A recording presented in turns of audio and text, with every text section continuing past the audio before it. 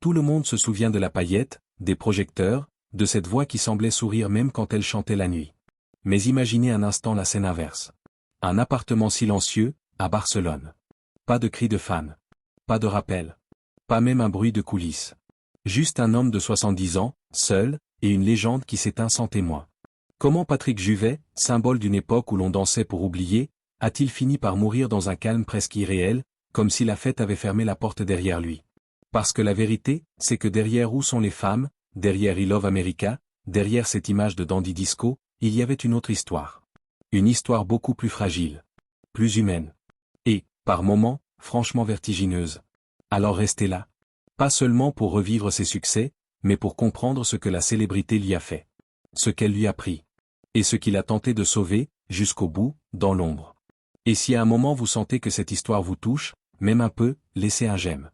Pas pour l'algorithme. Pour ce garçon qui a passé sa vie à tendre la main au public, et qui, trop souvent, a eu l'impression qu'on la lui lâchait. Patrick Juvet naît le 21 août 1950, à Montreux, au bord du Léman. Un décor de carte postale, des montagnes qui dessinent l'horizon comme une barrière douce, et ce lac qui ressemble à un miroir. On pourrait croire que tout est calme, rangé, parfait. Mais les vies parfaites ont parfois une façon très spéciale de fabriquer des fissures. Il grandit à la Tour de Pels, dans le canton de Vaud. Une enfance suisse, structurée, presque comme une horloge. À la maison, la culture est là, la politique aussi. Son père, Robert Juvet, tient une entreprise de radio et de télévision. Ça peut sembler banal, mais pour un enfant, c'est une porte ouverte sur un monde immense. Les voix qui viennent d'ailleurs. Les musiques américaines. Les rythmes qui frappent plus fort que les murs du salon. Et puis il y a sa mère, Janine. Une femme marquée par l'histoire, par la dureté, par la guerre vécue en jeunesse. Une femme engagée, active, présente. Une mère qui, sans le vouloir, peut devenir une colonne et une ombre. Parce que quand une mère est une forteresse, on peut s'y abriter, mais on peut aussi s'y sentir enfermé. Patrick, lui, a quelque chose de trop grand pour la pièce où il vit, une sensibilité qui déborde. Très tôt, il se réfugie dans la musique.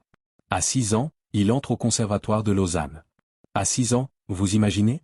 Pendant que d'autres enfants courent derrière un ballon, lui apprend la discipline, le piano, les gammes, la précision. Il travaille, il s'accroche, il excelle. Il décroche même un premier prix. C'est l'enfant prodige, celui dont on dit, il ira loin. Mais aller loin, parfois, c'est aussi s'éloigner de soi. À l'adolescence, il sent déjà que la vie normale ne lui suffira pas. Et il y a ce détail qui n'en est pas un, Patrick est différent. Dans un village, dans une petite ville, différent peut se payer cher.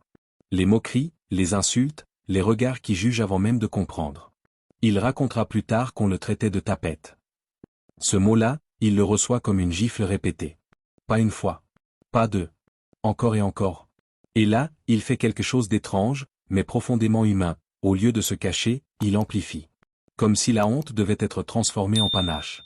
Comme si, puisque le monde le pointe du doigt, il allait décider lui-même de l'angle de la lumière. Il exagère, dira-t-il. Il devient plus flamboyant, plus visible. Il choisit la scène avant que la vie ne le mette au pied du mur. C'est souvent comme ça que naissent les artistes, pas parce qu'ils aiment être vus, mais parce qu'ils ont besoin de reprendre le contrôle sur le regard des autres. Et vous, si on vous avait collé une étiquette à 13 ou 14 ans, une étiquette injuste, humiliante, vous l'auriez avalée en silence, ou vous auriez fait comme lui, la déchirer en public? À 17 ans, un autre monde l'attrape, la mode. Une opportunité de mannequinat à Düsseldorf le détourne de ses études en art décoratif. Il part. Il vit ailleurs. Il apprend l'image, l'allure, la façon dont un corps devient une affiche. 2 ans dans une agence allemande. 2 ans à comprendre un truc essentiel. Dans le show business, on ne te demande pas seulement d'être bon. On te demande d'être vendable. Mais la musique ne le lâche pas. Avant même la mode, il a joué du jazz dans un groupe. Le piano n'est pas juste un instrument, c'est une cachette, une arme, un refuge. Décembre 1968. Un concours local, la grande chance. Patrick se présente. Il joue une chanson qu'il a composée. Il s'accompagne au piano.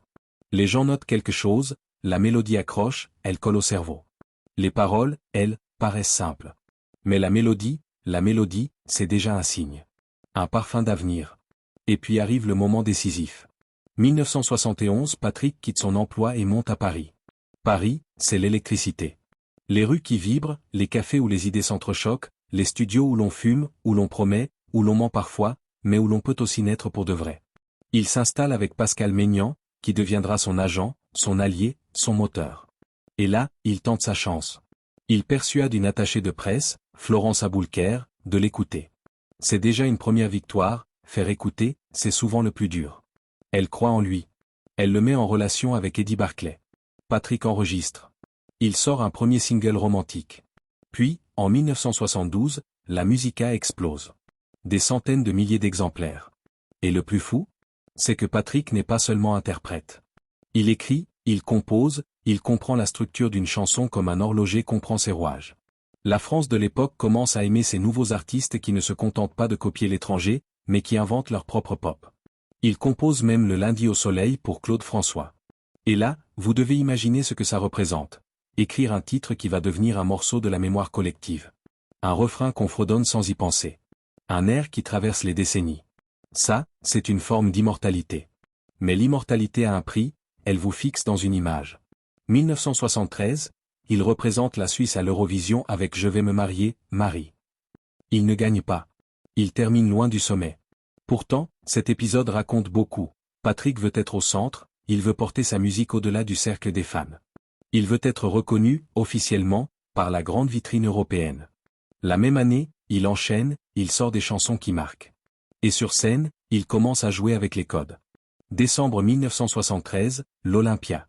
Patrick arrive maquillé, inspiré par le glam rock, l'air d'un Ziggy Stardust francophone. Il choque certains, il fascine d'autres. Il comprend déjà un truc que beaucoup mettront des décennies à admettre, la pop n'est pas seulement du son.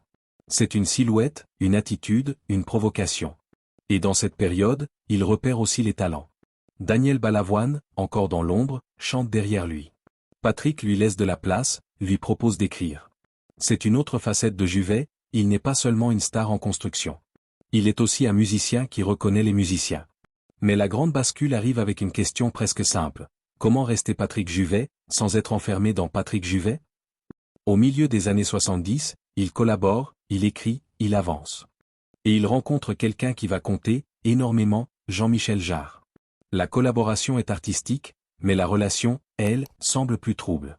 Plus intime. Patrick, lui, tombe amoureux. Et cet amour n'est pas réciproque comme il l'aurait voulu. Vous connaissez ce sentiment? Celui d'aimer quelqu'un qui vous admire peut-être, mais qui ne vous choisit pas. Ce genre de douleur ne fait pas de bruit. Elle s'installe. Elle ronge. Et parfois, elle vous pousse à fuir. Patrick va fuir. À la fin des années 70, il part. Los Angeles. New York. La nuit américaine. Le disco partout, comme un battement de cœur gigantesque. Les clubs, les lumières stroboscopiques, les basses qui font vibrer le ventre.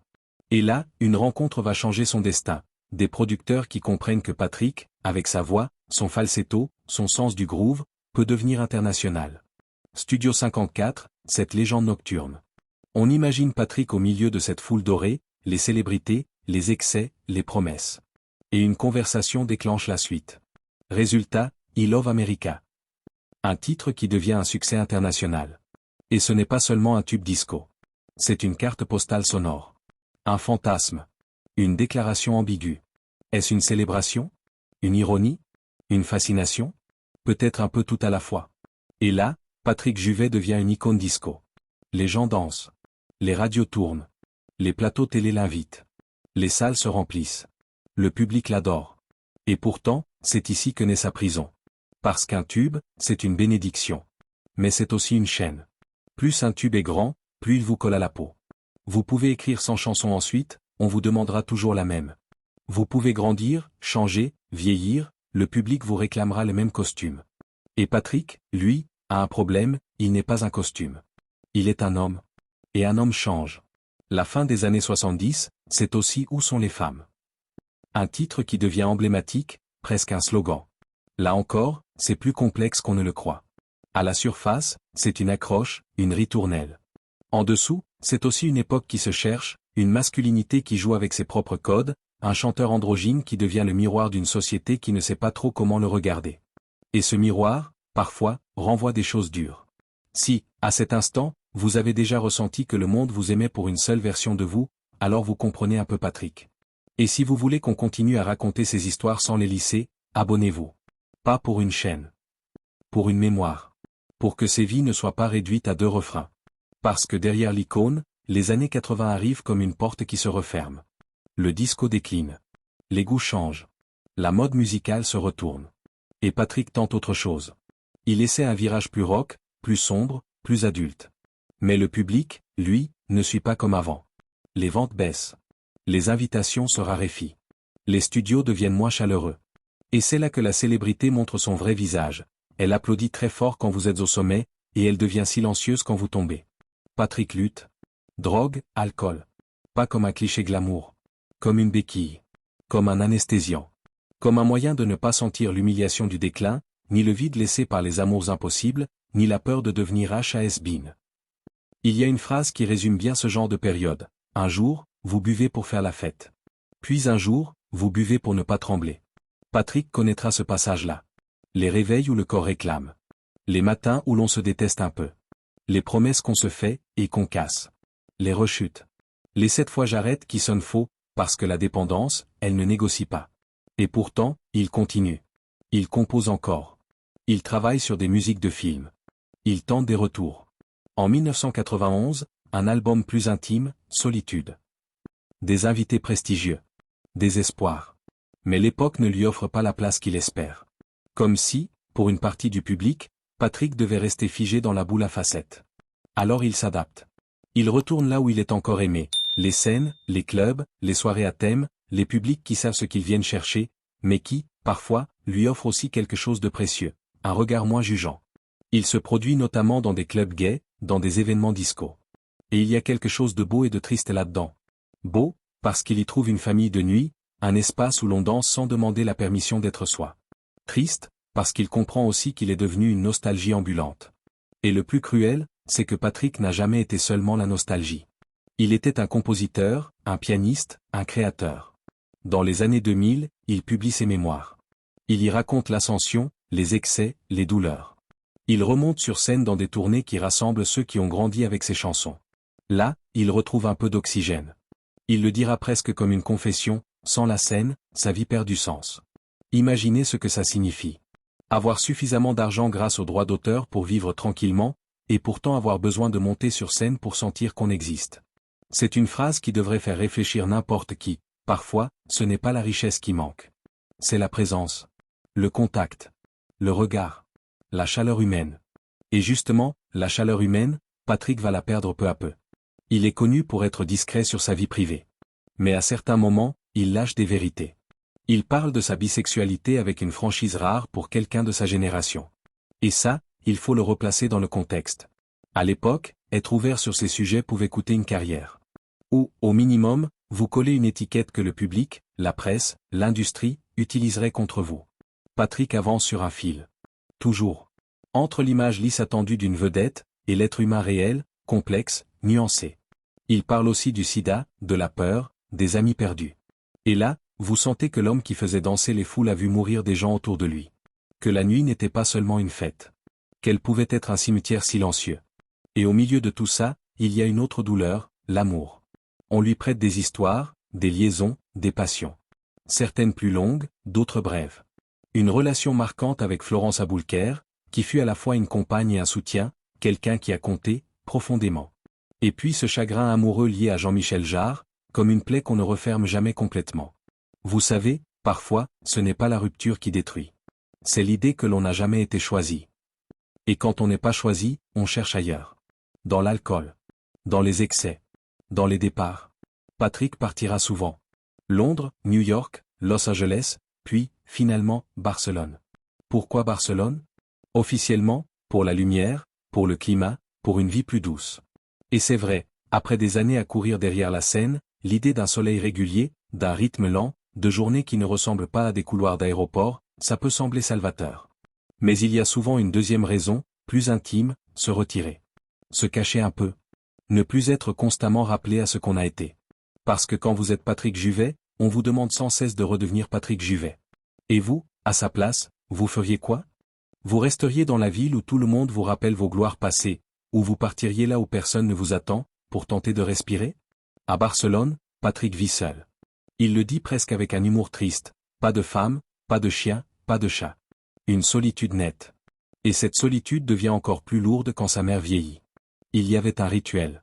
Tous les soirs, un appel. Une heure précise. 21 heures. Une preuve de lien, comme une corde tendue entre deux vies. Et quand cette corde se casse, quand la mère disparaît, tout devient plus fragile. Patrick perd sa mère en 2017. Et ce détail est bouleversant, il avoue que c'est tard, très tard, qu'il a réussi à lui dire « je t'aime ». Comme si, même quand on est une star, même quand on a chanté l'amour, dire « je t'aime » à sa mère pouvait rester la chose la plus difficile. Puis, en 2019, il perd son frère. Encore un choc. Encore un deuil. Encore une pièce du puzzle familial qui s'effondre. Et là, arrive un événement que personne n'avait prévu, et qui va toucher tous les artistes, la pandémie. Les tournées s'arrêtent. Les concerts s'annulent. Les sorties deviennent rares. Le monde entier se referme, mais pour quelqu'un qui vit déjà seul, c'est comme si la solitude devenait un pays entier. Patrick se retrouve privé de scène. Privé de public. Privé de ce qui, malgré tout, le maintenait debout. Il prend du poids, dit-on. Il s'ennuie. Il regarde des films, parfois plusieurs d'affilée. Il laisse les chaînes musicales tourner. Une vie contemplative. À première vue, ça semble paisible. Mais la paix, quand elle est forcée, ressemble parfois à une cage. C'est à ce moment-là que l'histoire se rapproche de son dernier jour. Jeudi 1er avril 2021. Patrick Juvet est retrouvé sans vie dans son appartement de Barcelone. Il a 70 ans. Très vite, les rumeurs circulent. Quand une célébrité meurt seule, les gens inventent. Ils projettent. Ils cherchent une explication dramatique. Mais la réalité serait plus simple et plus brutale, une crise cardiaque. Et c'est là que la tragédie prend une couleur particulière. Parce qu'on s'attend à la mort spectaculaire d'une star, alors qu'il s'en va comme tant d'autres, dans le silence d'un intérieur, loin des lumières, loin des flashs, loin des refrains. Dites-moi, vous trouvez ça juste, vous? Qu'un homme qui a fait chanter des millions de gens s'éteigne sans même un dernier applaudissement? Si cette idée vous serre un peu la gorge, laissez un commentaire. Même une phrase. Parce que c'est aussi ça, réparer symboliquement, offrir une présence à quelqu'un qui est parti sans. Après sa mort, une autre histoire surgit. Une histoire moins glamour, mais révélatrice, celle de la succession. Patrick n'a pas d'enfant. Pas de conjoint officiel. Et surtout, pas de testament clair. Il aurait longtemps refusé d'en signer un, changeant d'avis selon ses humeurs, selon ses élans, selon ses colères aussi. Un jour, il voulait aider des enfants défavorisés. Un autre, penser à sa sœur, à sa famille. Puis à des amis. Puis à d'autres causes. Cette indécision, c'est encore une forme de dualité. Le cœur qui veut donner. L'esprit qui n'arrive pas à trancher. Résultat, démarche, convocation, formalité. Et derrière les papiers, une question presque intime. À qui appartient la vie d'un artiste, quand il n'est plus là? Aux proches? Aux fans? À la famille? Aux souvenirs? On parle de disques vendus, de droits, de royalties, mais ce que les gens héritent vraiment, ce sont des chansons. Et une chanson, c'est une part de quelqu'un. Un fragment d'âme figé dans le son. Et pourtant, même en héritage, Patrick semble insaisissable. Comme s'il avait quitté le monde en laissant derrière lui le même brouillard qu'il portait parfois en lui. Parce que Patrick Juvet, c'est ça, un paradoxe vivant. Un homme capable d'écrire des refrains lumineux, tout en vivant des nuits sombres. Un artiste qui a incarné l'insouciance disco, tout en se sentant prisonnier de ce succès. Un chanteur qui était l'image même de la fête, mais qui, au fond, cherchait surtout un endroit où se sentir accepté. Et là, on arrive à un autre élément fascinant de son histoire, le regard du public. Pendant longtemps, Patrick a été caricaturé. On l'a réduit à un falsetto, à une époque, à des vestes satinées. On a oublié le pianiste, le compositeur, le perfectionniste, le garçon qui a étudié la musique comme on étudie une science. C'est injuste, mais c'est classique. L'industrie aime les étiquettes, parce que les étiquettes se vendent vite. Et Patrick, lui, a essayé de casser l'étiquette. Il a essayé de sortir du disco. Il a essayé de proposer autre chose. Et souvent, on ne l'a pas laissé. Alors il a dû vivre avec cette question. Est-ce que le public t'aime, ou est-ce qu'il aime l'idée de toi? Imaginez le vertige. Vous êtes applaudi, mais vous doutez, est-ce qu'on applaudit l'être humain, ou la version de 1978? Et c'est là que ces confidences sur la solitude deviennent plus fortes. Parce que quand on vit entouré d'illusions, la solitude n'est pas l'absence de gens. C'est l'absence de vérité. Patrick a aussi parlé de chirurgie esthétique. Avec une lucidité presque cruelle.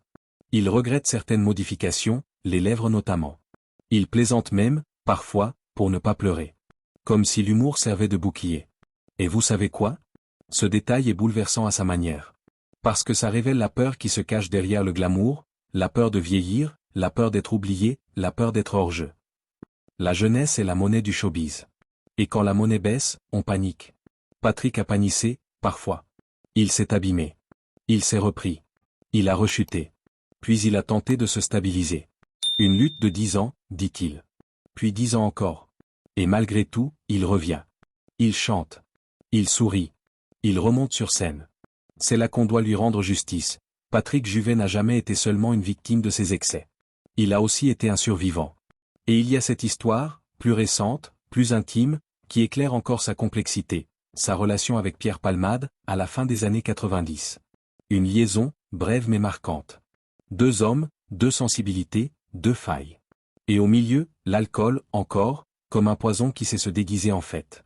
Palmade dira que Patrick, lui, ne buvait plus quand ils se sont rencontrés, mais qu'il est retombé un peu dans les excès à son contact. Et en même temps, Patrick le grondait, le protégeait, lui passait des savons. Comme un ancien dépendant qui reconnaît les signes, qui voit la pente, et qui veut empêcher l'autre de tomber. Ce qui est touchant, c'est qu'après la relation, ils restent amis. Très proches. Parce que parfois, l'amour se transforme. Il ne disparaît pas. Il change de forme. Et quand Patrick meurt, Palmade est brisé. Il se tait. Longtemps. Puis il finit par parler, comme on ouvre une plaie. Il explique le choc, voir une idole devenir un ami, puis le perdre. Cette idée est vertigineuse, Patrick Juvet n'était pas seulement une star lointaine. Pour certains, il était un repère intime. Et c'est là que son héritage devient évident. Patrick a vendu des millions de disques, oui. Mais surtout, il a laissé des émotions en dépôt chez les gens. Un adolescent qui dansait en cachette dans sa chambre. Une femme qui chantait le lundi au soleil en repassant. Un homme qui mettait I Love America dans sa voiture pour se donner du courage. Un couple qui s'embrassait sur la Musica. Des souvenirs minuscules, mais puissants. C'est ça, la vraie trace d'un artiste, pas le nombre de trophées. Le nombre de cœurs touchés. Et pourtant, l'histoire se referme sur un paradoxe cruel. Malgré tout cet amour, Patrick a fini seul. Ce n'est pas une accusation. C'est une question. Une question qui nous concerne tous. À quoi sert la célébrité si elle ne protège pas de la solitude? À quoi sert d'être connu de tout, si, le soir, personne ne vous appelle? Patrick avait ce rituel avec sa mère. 21h l'appel. Puis plus rien. Et quand la pandémie a coupé le dernier fil, celui de la scène, celui du public, celui des sorties, le silence a pris la place. Le silence peut être doux quand on le choisit. Mais quand il s'impose, il peut devenir lourd comme un plafond. Alors oui, Patrick Juvet était une icône disco. Oui, il a marqué les années 70. Oui, Où sont les femmes et I Love America restent des titres gravés dans la mémoire. Mais si on s'arrête là, on rate l'essentiel. L'essentiel, c'est cet enfant au piano, à 6 ans, qui cherche une place. L'essentiel, c'est cet adolescent moqué, qui décide de ne plus avoir honte. L'essentiel, c'est ce jeune homme qui débarque à Paris, affamé de musique, et qui trouve enfin des gens qui l'écoutent. L'essentiel, c'est cette star internationale qui danse au milieu des lumières, tout en portant une douleur invisible dans la poitrine. L'essentiel, c'est ce survivant qui tombe, se relève, retombe, se relève encore.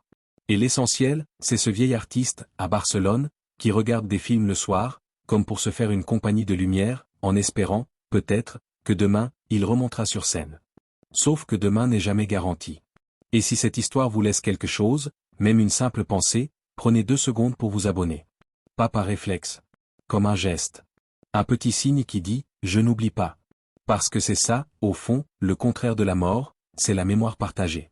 Avant de se quitter, j'ai envie de vous poser une question simple. Quand vous pensez à Patrick Juvet, vous pensez à quoi en premier? À la fête? À la disco? À un souvenir précis? À une personne que vous étiez à cette époque? Écrivez-le. Vraiment. Une phrase suffit. Parce que parfois, les commentaires ne sont pas une section sous une vidéo. Parfois, ce sont des bougies. Patrick Juvet aura passé sa vie à chercher l'équilibre entre 2 forces, le glamour et la fragilité, la lumière et la solitude, l'image et l'être. Il a fait danser des millions de gens. Mais sa plus grande bataille, c'était peut-être d'apprendre à vivre avec lui-même, quand la musique s'arrêtait. Et c'est là, peut-être, que son histoire devient la nôtre. Parce qu'on a tous, quelque part, une chanson qui nous fait sourire, et une nuit où l'on se sent seul. Et si Patrick nous laisse une leçon, c'est celle-ci, la fête n'efface pas la douleur. Elle la couvre. Un temps. Puis un jour, la musique baisse. Et il ne reste que l'humain. Alors, souvenons-nous de Patrick Juvet comme d'un homme entier. Brillant. Cabossé. Courageux. Parfois perdu. Souvent généreux. Et surtout, comme d'une voix qui, même dans les années les plus sombres, a continué à chercher une note de lumière. Si vous voulez qu'on raconte d'autres destins comme celui-là, dites-moi en commentaire quelle star de votre époque vous aimeriez qu'on explore ensuite. Et si cette vidéo vous a touché, laissez un j'aime. C'est un geste minuscule, mais c'est une présence. Et parfois, c'est exactement ce qui a manqué aux artistes qu'on admire.